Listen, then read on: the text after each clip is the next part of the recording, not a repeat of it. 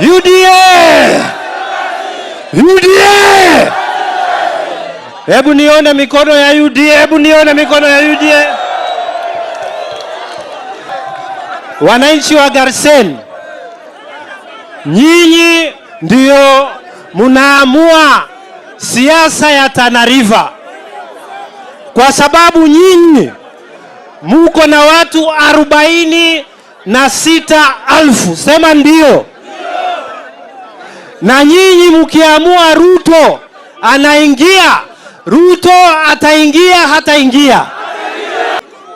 Ikiwa kuna mtu anataka mtoto yako kwa ndoa, analeta posa nyumbani, ndivyo ama sivyo?